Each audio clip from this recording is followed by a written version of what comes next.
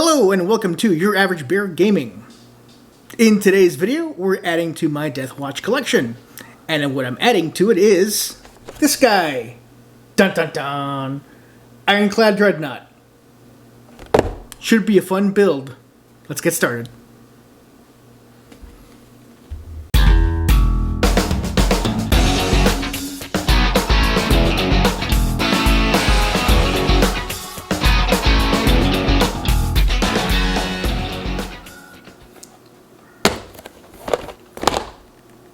This guy. He's my palette cleanser. I just did a 10-man kill team with a kind of a mix and match with the Mark III armor. And I need something to take my mind off of the big batch of models that I just finished. So, I thought our chunky boy here, the Ironclad Dreadnaught, would be a good palette cleanser. I've only done one Dreadnaught since I started this little series, and I thought this would be a good place to go. So let's open it up and see what's inside. This isn't a new model, obviously, but maybe you don't have one, maybe you're thinking about getting one, and you're curious to see what's inside. And that's what I aim to do. Let's unbox and start our build and our magnetization. Ooh! I don't know why this was here, a little sheet of tissue. Here's the base. Pretty common for the Dreadnaught models, I guess. Ultramarines transfer sheets, as per usual. And here we have two sprues. We'll take a look at the first one. So here we have the chunky boy legs. Front half, back half, I guess. Or maybe it's the other way around.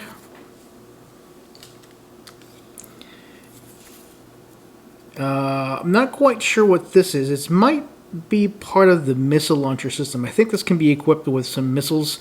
Some hunter killer and some other type of missiles, ironclad missiles, something like that. So there's that.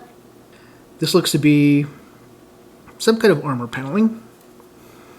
This is the Promethium exhaust, or maybe the power plant for the Dreadnaught. Here's some armor panels that probably goes in the front. This is the arm mounts. This is the torso mount, so the top half will go connected to this, kind of like so, I think, and then this will, rotate around the on the legs. Here are the little stompy feet. This is I don't know what this is. Maybe it's a missile launch system, or it looks like a missile launch system. If this was like a Japanese anime mech, but it may not be that here. Who knows? That looks like a melta-gun. Here's heavy flamers. Storm bolter. This looks like maybe the back. Here's the front. Here's some of the icons. So there's one icon, sorry, and then two purity seals, which we'll make sure to add to the model. On the second sprue, we have, oh, look at that, looks like a chain fist. That's going to be sweet. Not sure what that is. Here's a hunter killer missile system. Headlamp. Maybe that's the seismic hammer. I'm not sure. The back half of the spotting lamp. I'm not sure what that is. I think that's a hurricane bolter. Here's part of the arm. Here's the other arm mount. So these two go together, I'm thinking. Some smoke launchers. This is not quite sure what this is. It might be... Not sure what that is. Maybe it goes on the back. I'm not sure. There's a battle standard. Some more of whatever that is. This looks like part of the combat weapon. So it's little pincher claws. Here's that front of that. Here's... Oh, you know what? That's probably... So these little guys right here probably go on here like a drill or some kind of melee weapon. That looks kind of cool. So yeah. That's the... those are the two sprues. And I have something kind of special in mind for the painting of this. So obviously it's going to be part of my Deathwatch chapter. So I'll do something special for it that I saw somewhere, but I'll talk about that in the next video. For here, I just want to piece this together and figure out where all the magnets need to go so I can swap weapons at my leisure. Because leisure is how I say leisure. Yeah, it should be fun. So, this build promises to be pretty straightforward. And it would be straightforward if it were just building it. But that's not what I'm doing today. I'm going to magnetize this guy. And he's got 3 weapon systems that I intend to magnetize. And that's... He's got a weapon option for each of his arms. And so I intend to magnetize it so that I could use either one of them. Now, when I use him, I'll probably make him straight, you know, as much melee as possible. That seems to be this unit's strong suit, is getting up close and dealing damage to vehicles. I think it's this chain fist that gets like a bonus damage to vehicles. So that's really how I intend to use them on the battlefield if I ever do get to play a game of tabletop. But since I'm going to put this on YouTube and there seems to be some interest in magnetizing models, that's where I'm going to focus my energies. So, I wouldn't ordinarily magnetize this guy, but I made it for the views, right? In it for the views. Let's sand some of this down. So I know we're unnecessarily complicating our lives by magnetizing a model that doesn't necessarily need it, but maybe you want to magnetize your model and you're not quite sure how to do it. Well, truth be told, I don't really know how to do it either, but I have a bit of a high tolerance for experimentation, so I'll magnetize it. Hope you learn a thing or two, particularly from the mistakes I'm bound to make, so that when you build yours and you're magnetizing it, you don't make the same mistakes I did. That's the hope.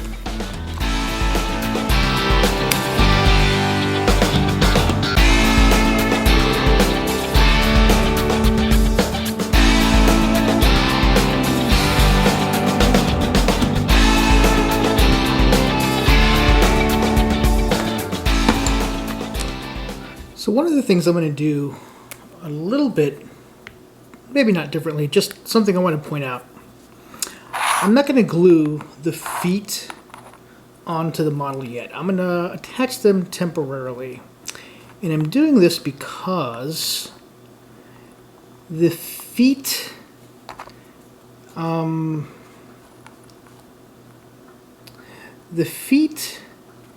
of, they're on this kind of ball and socket joint. And the reason for that, I imagine, is that it goes on to this base. You see how it has a three-dimensional structure? So depending on how you put it on the base, your feet are going to want to adjust.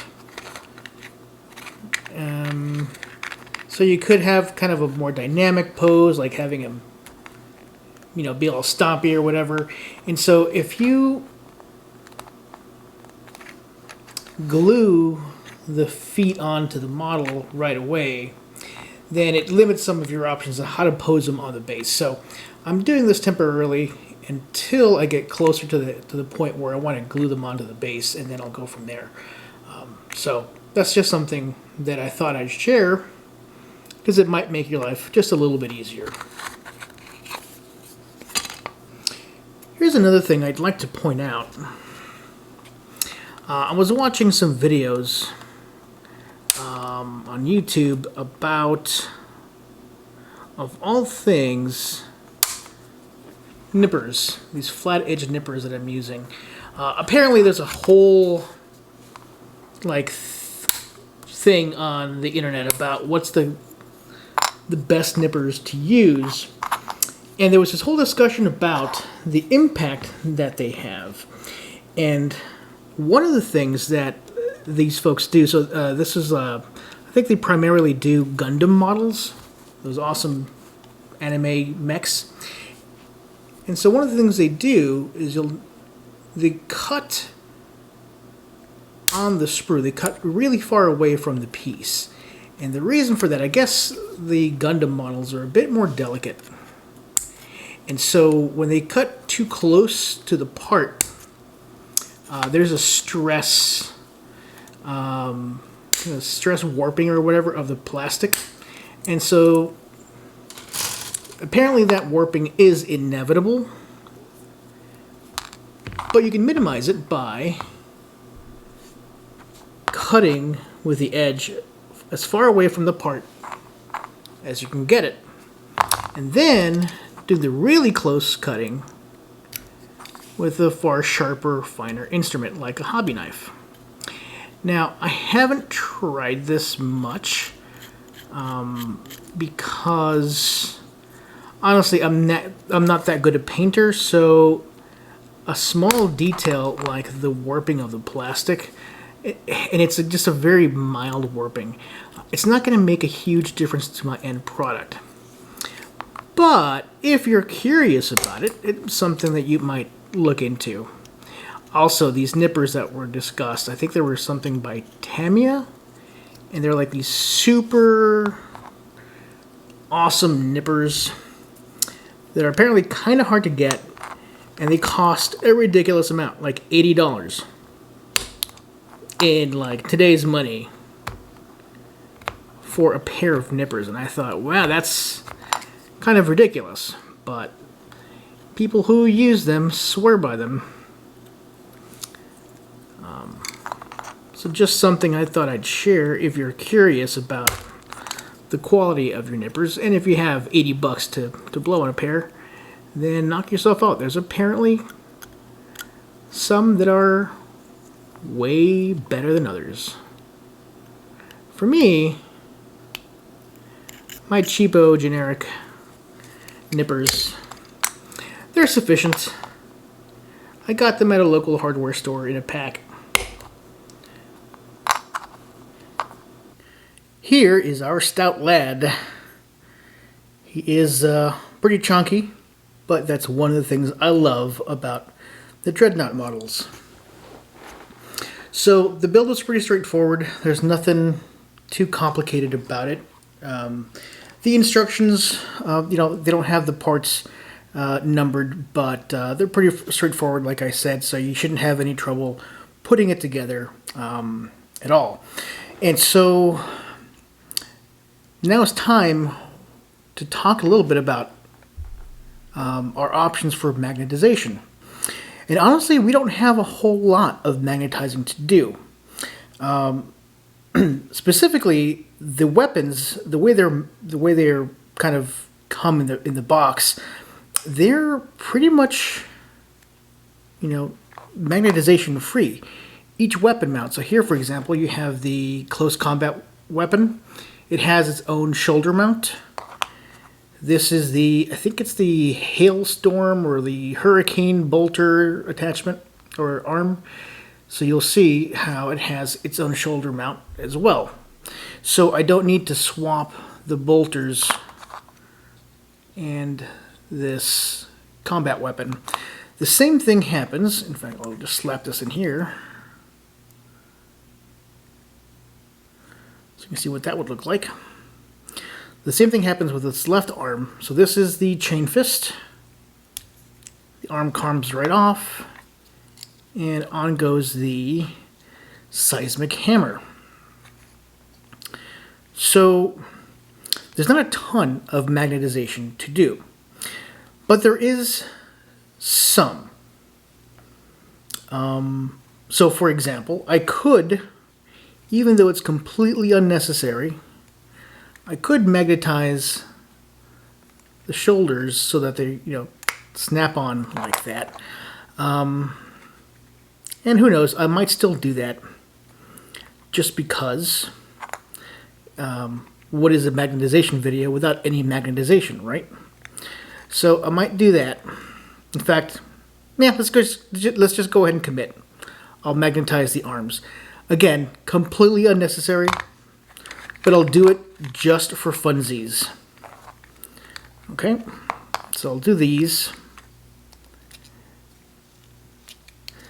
The other thing that does need some magnetizing are these guys. These are hunter-killer missiles. I'm pretty sure that's what these are.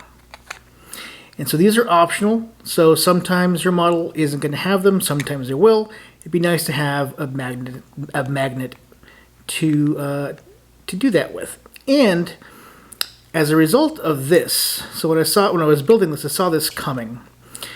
And so I realized I can add a magnet down here and add a magnet under here.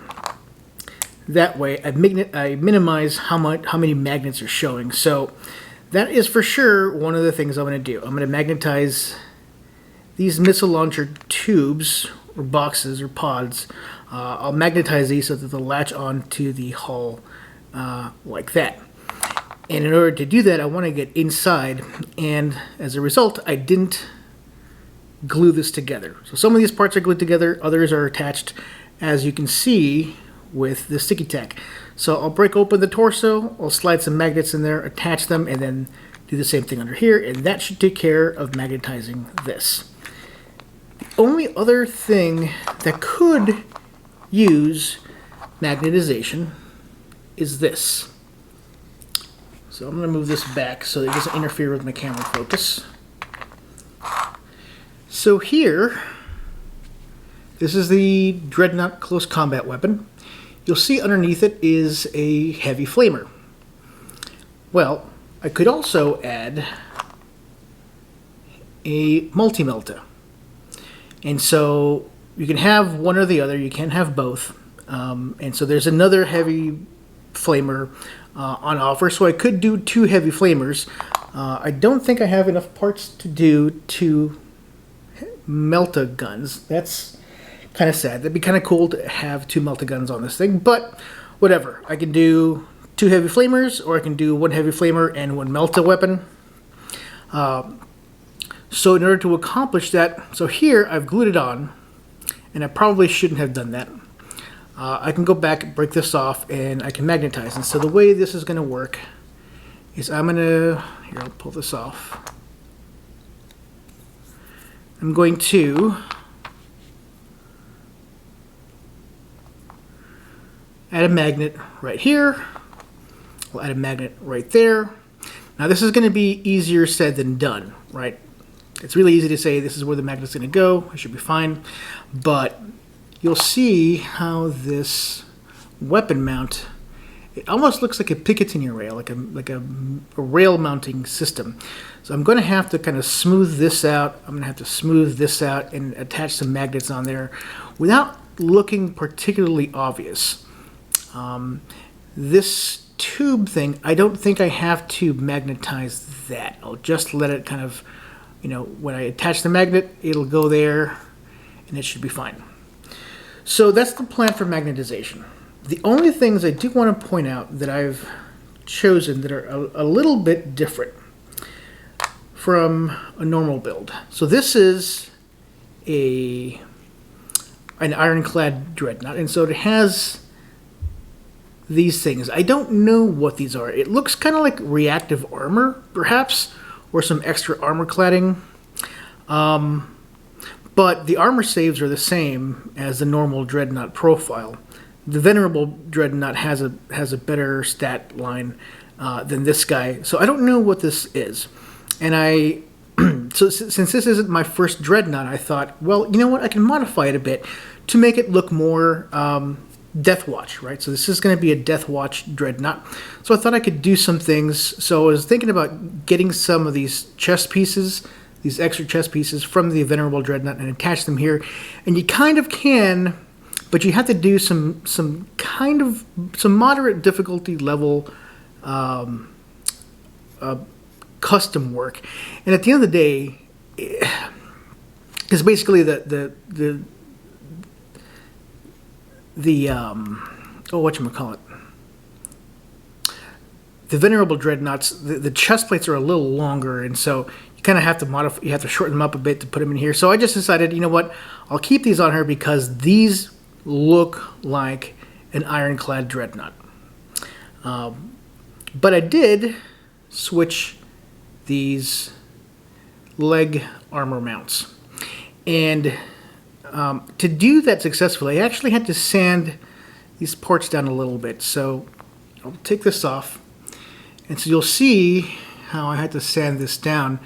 Both sides were about equal.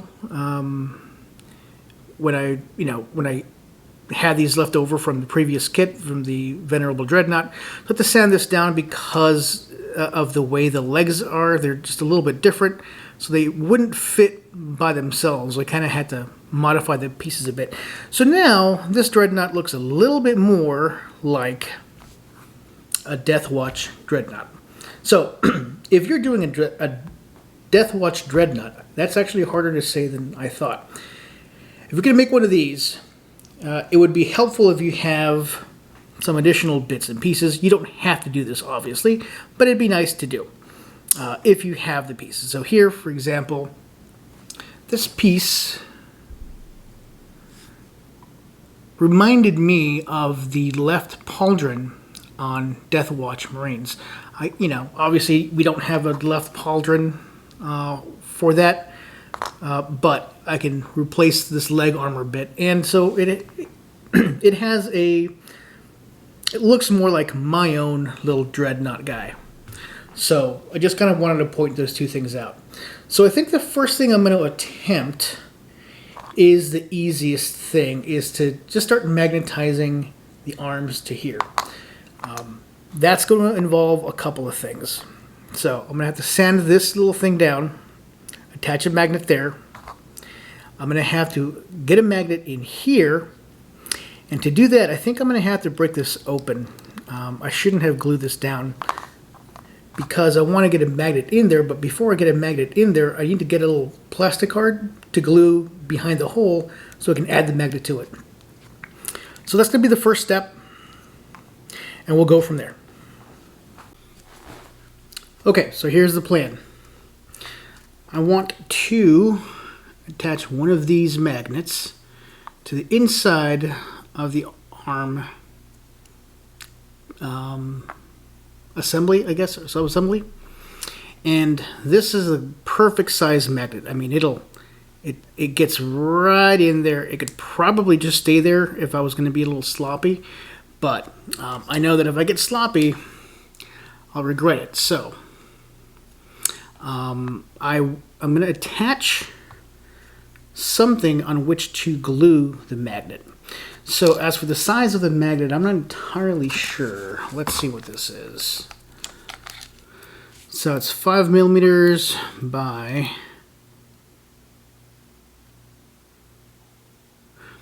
Alright, so this is a 5 millimeter by 1 millimeter. So it's 5 millimeter in diameter, 1 millimeter in height. So that's going to be a perfect fit for this piece. So I took out some of this stuff. It's plastic card, and I've cut out a couple of squares. The idea is I want to glue these squares to the inside of this arm mount. And I'm going to do it kind of a too high, just to give it a little bit more structure. You could also go with, if you have extra sprues, you could probably mount a sprue back here and it'll fit. but I kind of want to keep the weight down. So I'm going to go with just some plastic card. And I'm not going to cut it exactly to size because I can always go back in here and trim it. So I'm going to just start with some glue. And I don't know if this is necessary, but I'm using a little of this Tamiya glue. But one of my YouTube Warhammer model builder guys had talked about in an old episode about getting some of this extra thin Tamiya cement and adding just a few bits of plastic in there to kind of thicken it up a little bit. And it helps fill in some gaps. I don't know if that's strictly necessary here, but I'm going to do it because I feel like I want this to be really secure. This is going to be how I attach my magnets. So I want all the stickiness I can get.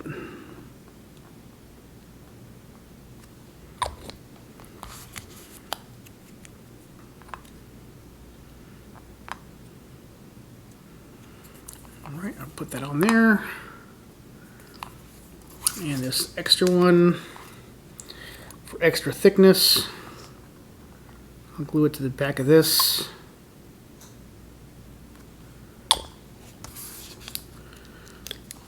Like I said, it's probably overkill, but I don't want this magnet going anywhere.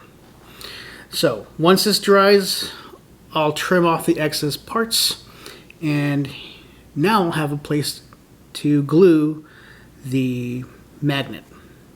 But not yet. I'm going to do this very same thing to the other parts. So for instance, this guy. Now, I've already glued this together, so I need to break it apart.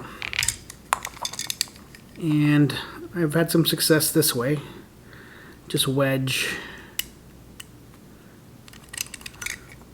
your hobby knife in there in those seams. Being careful not to lose a finger. You need those for stuff. Okay, so I got it open. Like I've said before, ideally you did not commit to glue before you decided to magnetize, but even if you did, you know, the world isn't over. You can still salvage it, but your life would be a lot easier if you don't just start adding glue willy-nilly like I have. I finished the 4 shoulder mounts. So as those dry, I'm going to prepare the torso. You see here, I've pulled it apart from the temporary build I had. And I'm going to prepare this to receive some magnets. So this is the peg I'm going to have to sand off. I'll cut it off and then sand it smooth. But then I want to sink a hole to put the magnet in here securely. I don't want to just rest it on this floor because then it'll jut out more than it has to. I want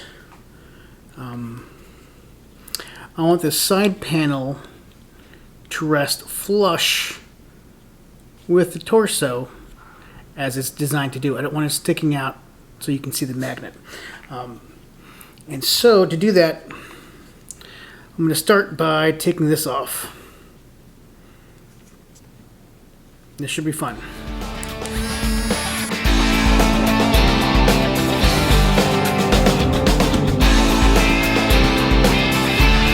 Okay. It's actually pretty clean, much cleaner than I expected. So this gets to go. And so now I need to sink a hole right in the center of this guy. And the hole needs to be about this big, so about 5 millimeters deep, or wide. I don't want it that deep, it's only about 1 millimeter, so I'm pretty sure I don't have any 5 millimeter drill bits. Yeah, so my largest drill bit is still too small for this 5 millimeter deal, so I'm going to have to drill a guide hole, and then I'll create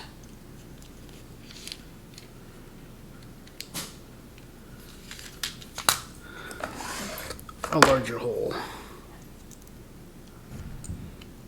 Okay, so it's pretty... so I'm using this to create a guide hole. And it's that way I'm really sure where the middle is. And it's facilitated by the fact that the peg that I removed left a bit of a mark, a discoloration. So I'm able to get right in the middle. However, you'll notice that my drill bit went through really quickly, so that's really thin. So I'm also going to need to do some backing in here. So it's tough to see, but right in there. Kind of the same way I did it with the shoulders. But first I need to get a 5mm diameter hole. And since I don't have a drill bit that'll do that, I'll do the next best thing. And I'll use a grinder to essentially help me drill a hole. So I have this grinder bit. It's not normally for use in this application, but it'll work here anyway.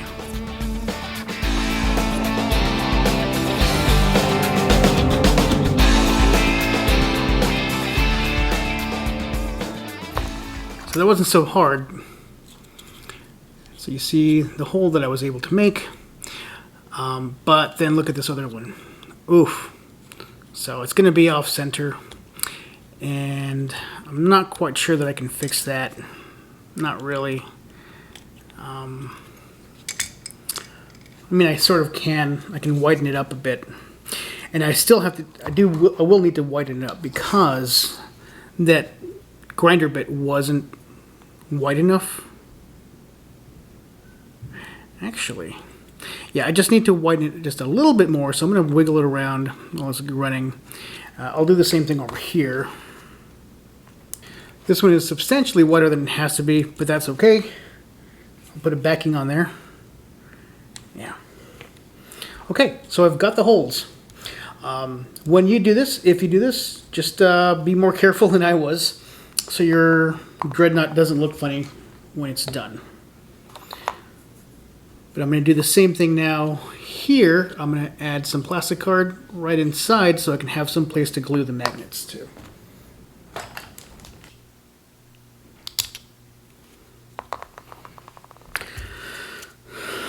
As a matter of fact, as I'm playing around with this, trying to figure out how I'm going to fit this in there, I've realized that the plastic card is probably not the way to go. It's going to be too hard to fit to size inside there. I can always kind of rip this off, but I don't want to do any more unbuilding than I have to. So I'm going to use one of these screw bits.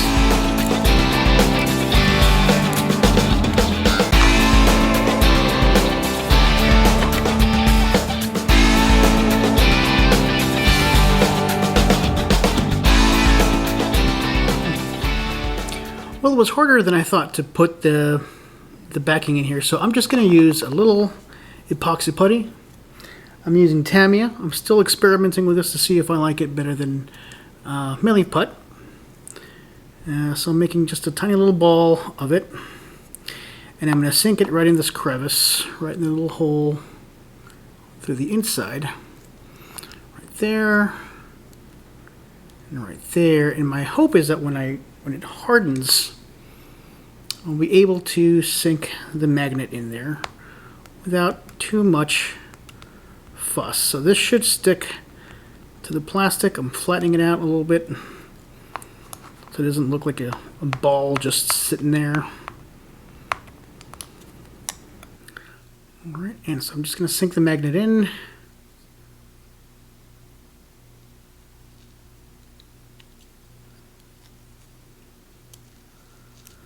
So that it hardens with the magnet already inside it. I use this pair of ceramic tipped tweezers to kind of position it. And I'm going to let this dry for a nice long while because I haven't had great history with epoxy putty curing time. So while this, I'm going to set this aside, and while it dries, I'm going to start getting rid of the excess plastic here. So there it is. There's probably a cleaner way of doing this. But this is what I got. Just trim the excess plastic like so. Do a little shavy shave. Just want to be careful not to take off any of the plastic that you want right from the part. Right, that's fairly decent.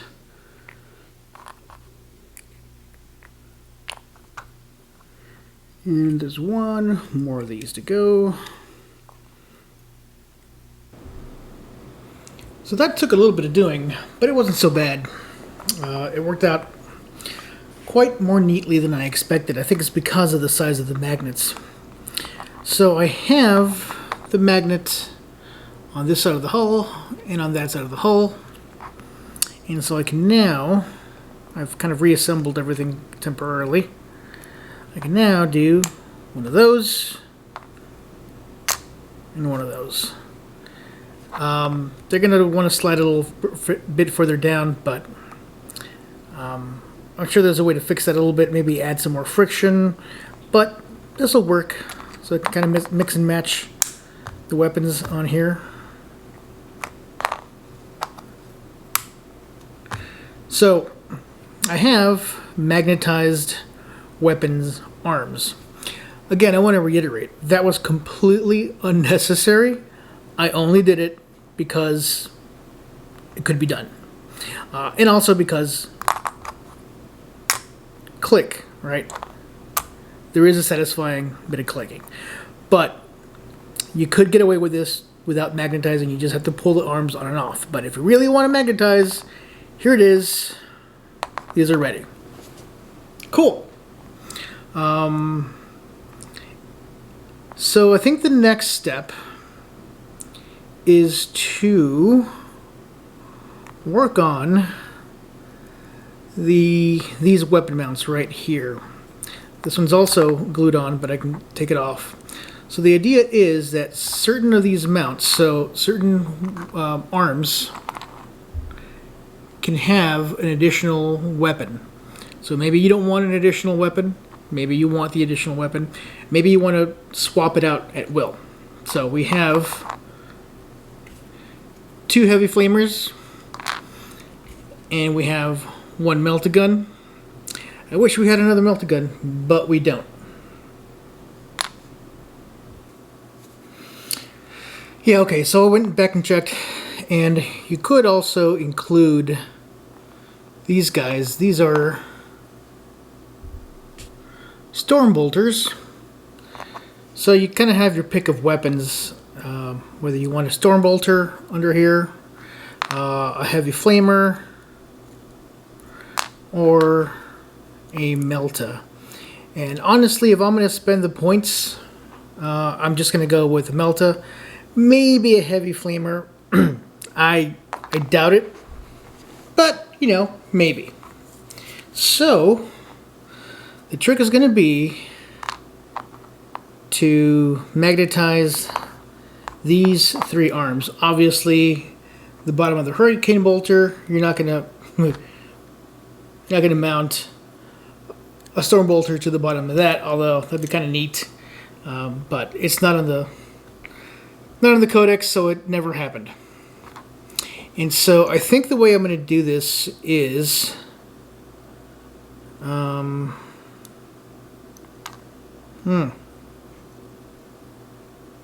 yeah, I somehow have to add a magnet to the top part of, well, to the bottom part of this weapon arm and the top part of the actual weapon. But to do it in such a way that it doesn't look weird. And I'm not 100% sure how that's going to happen. Let me play with this for a bit and see how it works. So So it looks like I have to abandon my plan with the epoxy putty. Not because it didn't work or the epoxy putty wasn't doing its job, but because it was just too thick. I'm just going to have to straight up put magnets on here, so I'm going to try to make a divot as much as I can to reduce the magnet's profile, but it's going to be limited in efficacy, I am afraid. I'm putting a hole just wide enough for one of these magnets in each of these parts.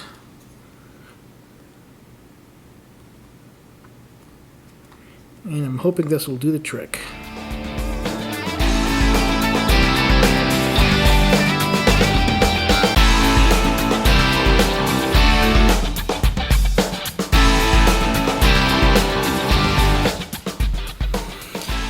Okay. That was a lot of fighting. I'm going to let these magnets dry after putting some super glue on there. And we'll see if this approach worked, because the other one, this one, it didn't do the trick. Its head was in the right place, but ultimately I think I got too cute in the execution. Hopefully this works.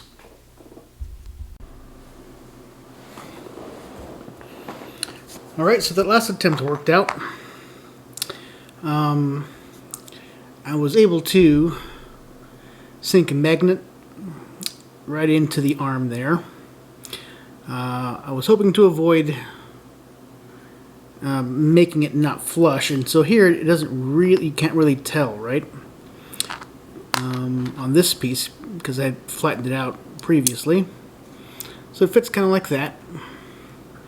But on a piece like this, where you really can't flatten it out so much, it's a little more obvious what's happening.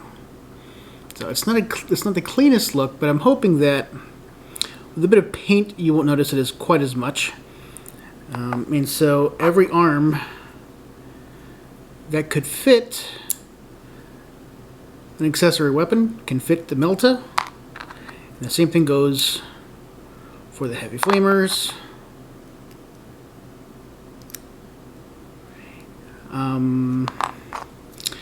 And so another thing that I did that I wasn't really planning on doing, but it worked out better.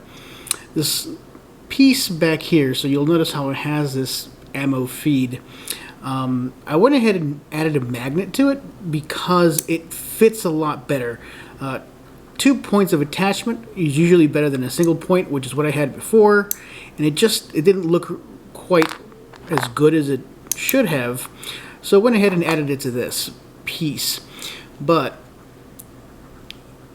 the way it comes, it's kind of a bigger cube, and so what I had to do is I had to sand it down so that it fits in those little slots that it goes into. So I took off about 1 millimeter off of this little box. So looking at, it's not quite the same here, but this is the storm bolter, which I didn't bother doing because I'm not going to add a storm bolter in any iteration, I don't think. So basically this little junction box, or this little box that connects to the weapon, I sanded it down a good millimeter so that I can add the magnet without it interfering with the placement. It looks a little wonky, but it's fine. I think some paint's gonna fix that right up. So now we've got the arm and its supplementary weapon.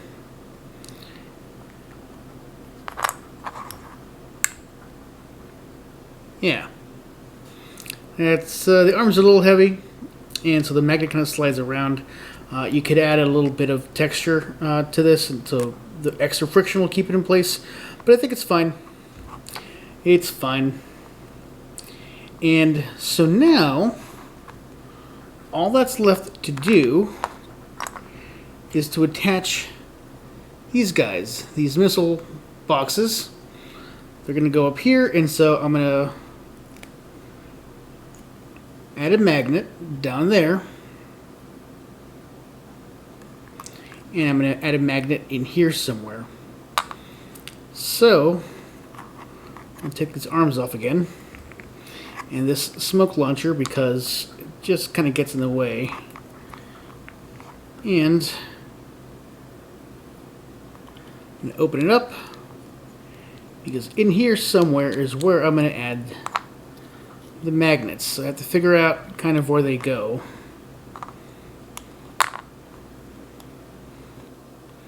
The tricky part's going to be making it so it doesn't interfere. So there's a lot of area in here where it mounts and glues. So I think actually I'm going to end up having to drill right into the hull. I'm not 100% sure yet, but I think that's going to be the case. I really wanted to mount them in here, so like right on the underside there. But given how it glues, I'm not quite sure that's going to work out. So might just have to sink a magnet right in here. The good news is that these pieces are a little thicker, so they'll be able to support a magnet. Let me figure out the positions and I'll start drilling away. Okay, I think I have a solid approach for these missile tubes. And that approach starts with magnets. Who would have thunk? Magnets in a magnetization video. So I added some magnets and hang on. Hope I didn't get a double stack. Okay, good.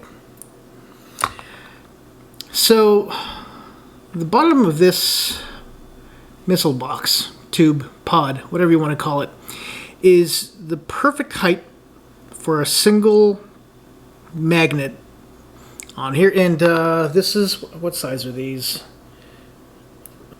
So it looks like a 2mm by 1mm. So it's 1mm high and 2mm in diameter, I believe. And so I started things off by adding a little dot of glue right in that little box there, and then sticking the magnets on there. And I always make sure that I know what polarity I'm using, and so I just use them from the end of the stack, although they're not usually built up like that. So dot the glue, put the stack on there, and leave it there for a little while and let it dry. And I have a longish stack so that I could do this multiple times, and so you let it dry over time and you end up with something like this. And so the idea now is I have to put it on here, and there is a left and a right one to this. So I don't know if you can see here how this side is shorter than this side, and that's because it belongs on this slanted hull top. So all I need to do now is find the right spot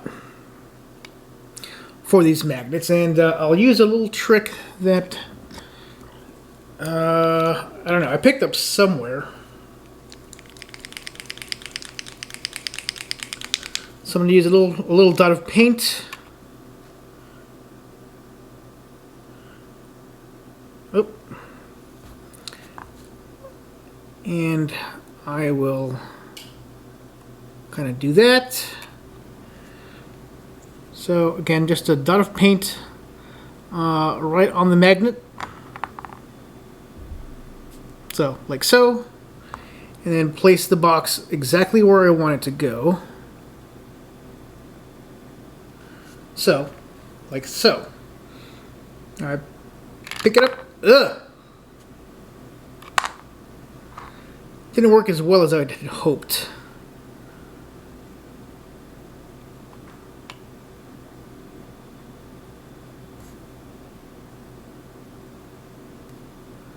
Yeah, maybe there's a better version of this. But I have an idea for where this needs to go. So basically, right there.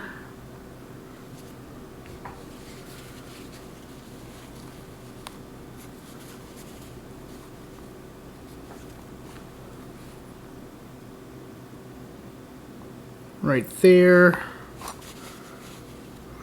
Right there. I'm sure there are more exact methods on how to mark your points, but your average bear doesn't have time for those kinds of shenanigans. So now, and I'm just really glad you can't see how filthy my workspace is right now. It is quite embarrassing, but it's off camera, so is it really that embarrassing? Nah. And so I'm gonna start a little hole there. It's gonna be just deep enough to sink a single magnet. Again, about 1 millimeter in depth.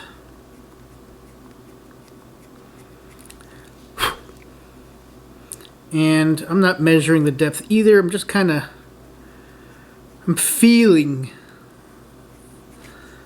the measure.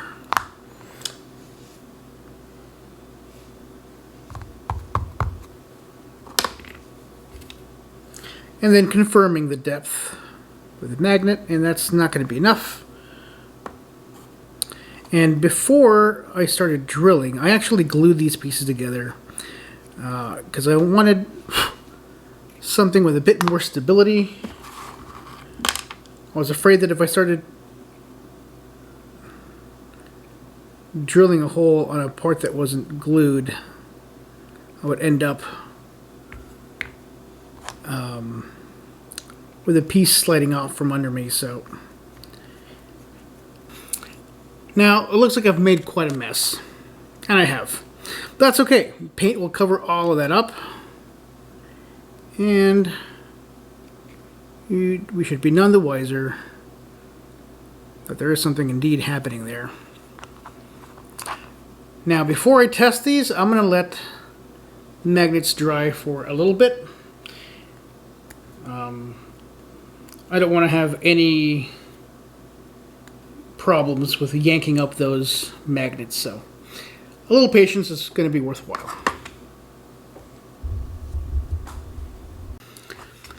Well, there he is, our Ironclad Dreadnought, all built and magnetized. And so it's got the three main magnetization features that I've been talking about. So he's got these magnetized hunter-killer missiles. You can take them on and off. You have the arms that you can swap out.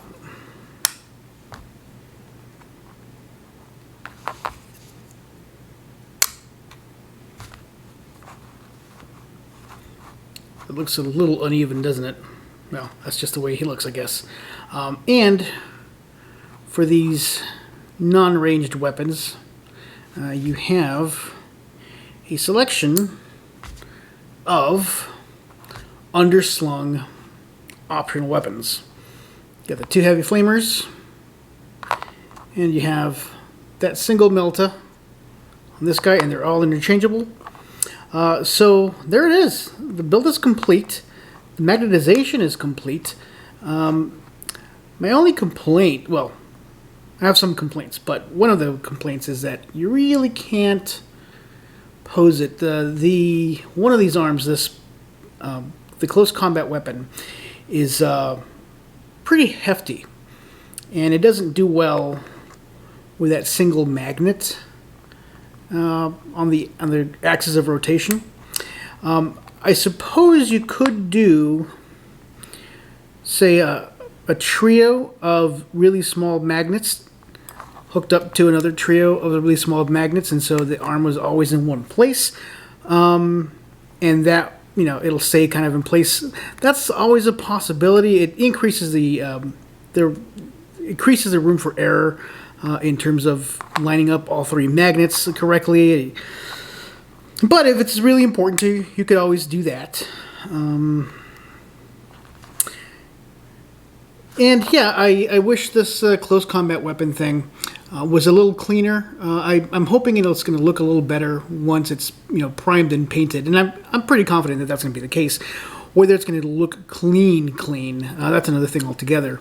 If I was a brave man, I'd probably hide this magnet with a little bit of epoxy putty. Kind of hide it, sand it up top, and so all you see is that magnet top. Same thing here. I would probably do some sculpting work with epoxy putty and cover that up a bit. I don't know that the extra heartache involved is going to be worth it. It might. I don't know. I'll paint over it and see if I like how it looks. If it's just really bugging me, then I can go back and add some putty on there and try to kind of hide the magnets a little bit better. But if you're interested in magnetizing your Ironclad Dreadnought, this is one way to go. I hope you picked up a trick or two. And honestly, I hope you don't magnetize the sides of the arms. Really not necessary. In fact, most of this is not necessary. The only thing that I would really think would be necessary would be these two things, because even these underslung weapons, it's like 5 points here and there. It's not a big deal. Just permanently attach them and deal with it. Or, if you just want to magnetize, here you go. This is my method. It worked pretty well. And I hope you enjoyed watching. I will see you guys in the painting video. Later.